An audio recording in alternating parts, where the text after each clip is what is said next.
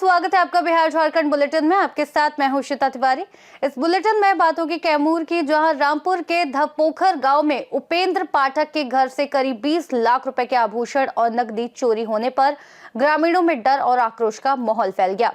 इसके साथ ही बात होगी खूंटी की, जहां जीएससी की 10वीं और 12वीं बोर्ड परीक्षाएं 3 फरवरी से शुरू होने जा रही हैं और अखिल भारतीय विद्यार्थी परिषद ने सभी छात्रों को शुभकामनाएं देते हुए सफलता की कामना की है। ऐसी तमाम खबरों पर विस्तार से चर्चा करेंगे इस बुलेटिन में। रामपुर प्रखंड की करमचट थाना क्षेत्र के धापोखर गांव में शुक्रवार रात अज्ञात चोरों ने उपेंद्र पाठक के घर से लगभग 20 लाख रुपए मूल्य के सोने, चांदी के आभूषण, नकदी और अन्य कीमती सामान चोरी कर दिया। घटना की जानकारी शनिवार सुबह तब हुई जब परिवार ने टूटे ताले और बिखरे सामान को देखा। पुलिस ने मौके पर जाकर डॉग स्क्वाड और एफएसएल टीम से जांच कराई। हालांकि डॉग स्क्वाड को कोई ठोस सुराग नहीं मिला। ये घटना इसी गांव में 17 जनवरी को हुई। जवाहिर पांडे के घर की चोरी के बाद दूसरी बड़ी चोरी है, जिससे ग्रामीण भयभीत और आक्रोशित है। पुलिस ने कहा कि सभी बिंदुओं की जांच की जा रही है और जल्द ही मामले का खुलासा किया जाएगा। कैमूर से सीनियर संवाददाता राम प्रवेश तिवारी की रिपोर्ट। झारखंड अधिविद्य परिषद द्वारा आयोजित 10वीं और 12वीं बोर्ड परीक्षा 3 फरवरी से शुरू हो रही है। इस मौके पर अखिल भारतीय विद्यार्थी परिषद झारखंड के प्रदेश मंत्री ने राज्य भर के सभी परीक्षार्थियों को शुभकामनाएं दी और कहा कि बोर्ड परीक्षा जीवन का महत्वपूर्ण चरण है, लेकिन भविष्य की अंतिम सीमा नहीं। उन्होंने विद्यार्थियों से कहा कि कठिन परिस्थितियों में किए गए परिश्रम पर भरोसा रखते हुए शांत मन और ईमानदारी से परीक्षा दें।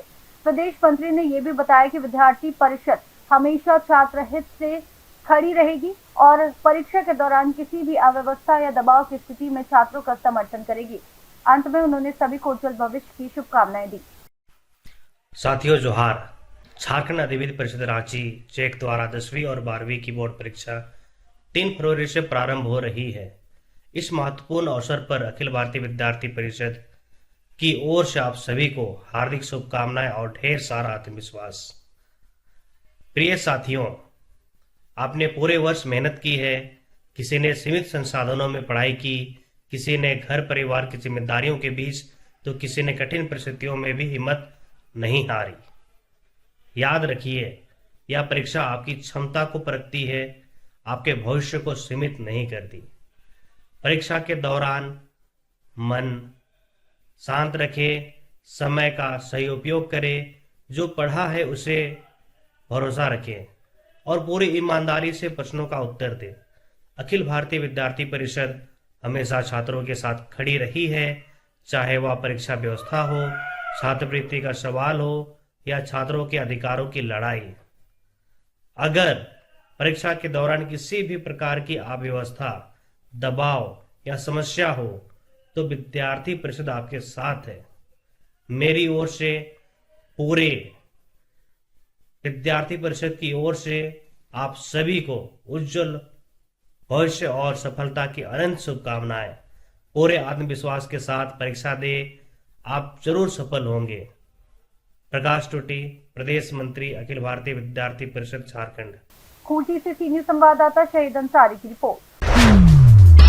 लोहरदगा में प्रतिबंधित भाकपा माओवादी नक्सली संगठन के 15 लाख रुपए के इनामी सदस्य रविंद्र गंजू के खिलाफ किस्को पुलिस ने बड़ी कार्रवाई की है। पुलिस ने किस्को थाना कांड संख्या 38/19 के तहत रविंद्र गंजू के घर पर कुर्की जब्ती की प्रक्रिया अंजाम दिया, जो लातेहार जिले के चंदवा थाना क्षेत्र के बेतर ओपी अंतर्गत हेसला बांजी टोली में की गई है। इस कार्रवाई में पुलिस बल की पर्याप्त तैनाती रही। अधिकारियों ने बताया कि लंबे समय से फरार चल रहे नामी नक्सली रविंद्र गंजू के खिलाफ आगे भी सख्त कार्रवाई जारी रहेगी। लोहरदगा से सीनियर संवाददाता निहाल अहमद की रिपोर्ट। मोतिहारी जिले के घोड़ासहन प्रखंड अंतर्गत भारत नेपाल सीमा पर नशीली दवाओं की तस्करी के खिलाफ सुरक्षा एजेंसियों को बड़ी सफलता मिली है। एसएसबी 71वीं बटालियन 8 मोहान कैंप को मिली गुप्त सूचना के आधार पर शनिवार की शाम जमुनिया कैंप के एसएसबी जवानों एवं झौरोखर थाना पुलिस ने संयुक्त रूप से अम्बा गांव के समीप छापेमारी अभियान चलाया। इस दौरान नेपाल ले जाए जा रहे एक ई रिक्शा में भारी मात्रा में नशीली दवाएं बरामद की गई तथा 2 तस्करों को गिरफ्तार किया गया। तलाशी के क्रम में ई रिक्शा में रखे गए 5 कार्टन से ट्रामाडोल 50 mg टैबलेट के कुल 495 पैकेट बरामद हुए। प्रत्येक पैकेट में 300 टैबलेट होने के कारण कुल बरामद टैबलेट की संख्या 1,48,500 बताई जा रही है। जब्त नशीली दवाओं की अनुमानित कीमत करीब 14,85,000 रुपए आकी गई है, जो नेपाल में अवैध रूप से दोगुने तिगुने दामों पर बेची जाती है। इस संयुक्त छापेमारी अभियान में जमुनिया कैंप के कंपनी कमांडर सहायक commandant T Tsering Josgyal, SSB inspector Rajnandan, Jharaukhar थाना के अपर थाना अध्यक्ष दीपक कुमार व पुलिस बल के कई जवान शामिल रहे। सर कह रहे थे कि पार्टी के पास पहुंचा देना, तो मैंने पार्टी के पास पहुंचा दिया। किसके पास लगेगा? कौन आता है? पार्टी का नाम वहाँ पेपर में लिखा हुआ है, मालूम होगा ना किसके? तो पेपर में पढ़ेंगे तभी तो मालूम होगा ना। तुम नहीं पढ़ा था पेपर में कहाँ जाना है? ये सर एक बार वहाँ पे कोई मेडिकल हॉल है घोड़ासान, वहीं पे बोले। घोड़ासान? जी। तो तुम कहाँ गया? सर वो कह रहे थे गोदाम पे लेने चाहिए। कहाँ गोदाम? अब मालूम नहीं है मुझे। तो मालूम होना सर वो मेरे आगे जा रहे थे ना, बाइक से आगे जा रहे थे पार्टी। हाँ। कौन गाड़ी? मोटरसाइकिल था पलटी ना। पलटी जी। नंबर जानता है? नंबर नहीं जानते। अब हम लोग को थोड़ी ना कि ये क्या करवा रहे हैं हम लोग से, हम थोड़ी पता है। लोड कहाँ से किया मैम? सर मोतिहारी से एनवी। किसके मेडिकल स्टोर से? मेडिकल से नहीं किए, ऐसे- ट्रांसपोर्ट से। ट्रांसपोर्ट से? जी। मोतिहारी से सीनियर संवाददाता राहुल कुमार की रिपोर्ट।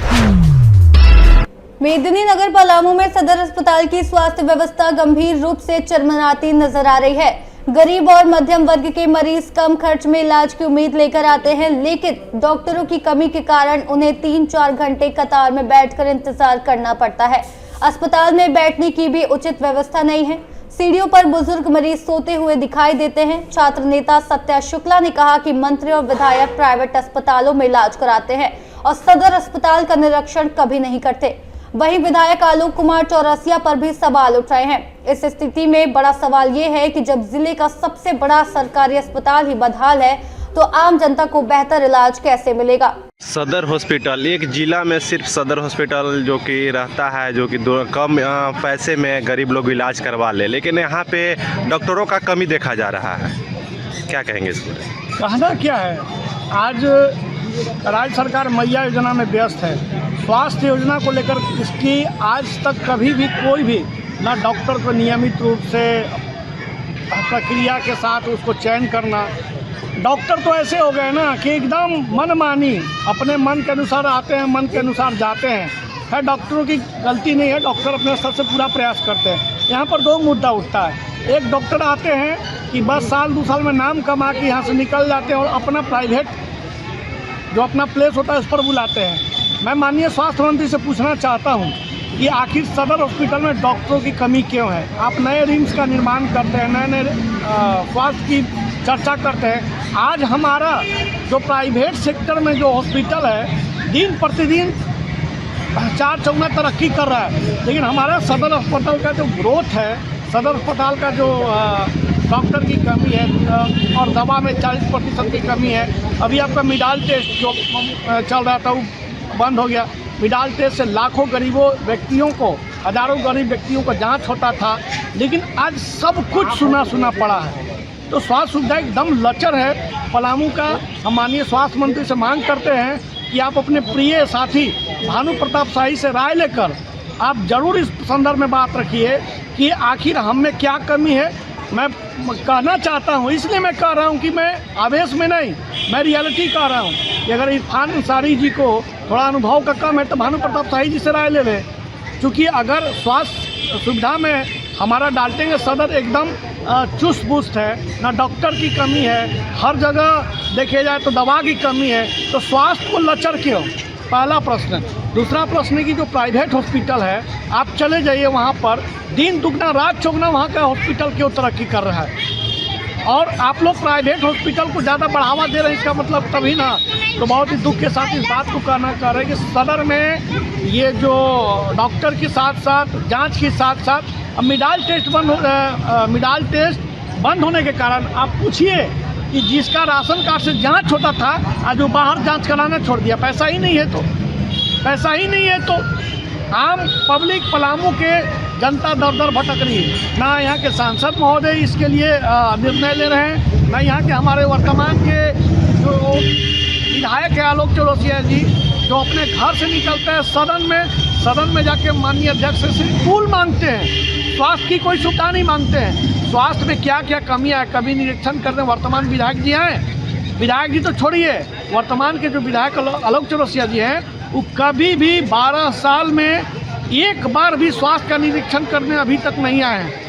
क्योंकि हम भी लगातार देख रहे हैं, उनका निरीक्षण होगा भारतीय जनता पार्टी के कार्यालय में, उनका सम्मान होगा भारतीय जनता पार्टी के कार्यालय में, उनका सम्मान होगा उनके साथ जो विधायक दल के नेता हैं वो मिलने उनकी जब उनकी स्वास्थ्य खराब होगी ना विधायक जी के ना, तो वो रिम्स में जांच नहीं कराएंगे, सदर में नहीं जांच कराएंगे, प्राइवेट हॉस्पिटल जाते हैं, प्राइवेट में। तो अगर हॉस्पिटल में डॉक्टर के बेटा डॉक्टर ही यहाँ इलाज कराता होगा नहीं ना, डॉक्टर के बेटा क्या सदर में कभी आता होगा नहीं।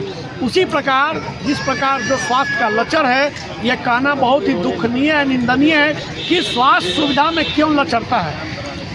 जिस समय भानु प्रताप शाही थे उस समय का जो स्वास्थ्य का सुविधा, जो स्वास्थ्य का कार्यकाल था, उस समय भी महागठबंधन की सरकार थी, उस समय महागठबंधन में उठे। आदमी का नियत और नीति सही होना चाहिए। अगर नियत और नीति बेकार है तो हम मानते हैं। मेरा 2 प्रश्न इरफान अंसारी साहब के चैनल के माध्यम से रहेगा कि प्राइवेट हॉस्पिटल दिन दुगना रात चुगना क्यों तरक्की कर रहा है और सदर क्यों उसका ग्राफ दिन प्रतिदिन गिरता जा रहा है। पलामू से सीनियर संवाददाता विक्रम यादव की रिपोर्ट। झारखंड क्रांति मंच के केंद्रीय थाना अध्यक्ष शत्रुघ्न कुमार शत्रु ने मेदिनीनगर में कहा कि देश के विश्वविद्यालयों में बढ़ते जातीय भेदभाव और उत्पीड़न को रोकने के लिए यूजीसी बिल लागू करना सकारात्मक कदम है, जिसका स्वर्ण समाज द्वारा विरोध निंदनीय है। उन्होंने रोहित बेमुला और डॉक्टर पायल तड़वी जैसे छात्रों पर हुए जातीय उत्पीड़न को विश्वविद्यालयों पर बदनुमा दाग बताया और संसदीय समिति की सिफारिशों का स्वागत किया। शत्रु ने स्पष्ट किया, जो शिक्षक और छात्र भेदभाव नहीं करते उन्हें डरने की जरूरत नहीं, और जो जानबूझकर बिल का विरोध कर रहे हैं वे घनघोर जातिवादी हैं। आवश्यकता पड़ने पर यूजीसी बिल के समर्थन में आंदोलन भी किया जाएगा। UGC bill is need of the hour because artificial division of humanity and the stigma of untouchability is still existing in our universities campuses across the country. So we are in favor of such a type of bill. As we know that the institutional murder of Rohit Bemula and Dr. Payal Tadvi is the worst example of stigma of untouchability and discrimination. जिस तरीके से इस देश के विश्वविद्यालयों में जातीय उत्पीड़न एवं भेदभाव की घटनाएं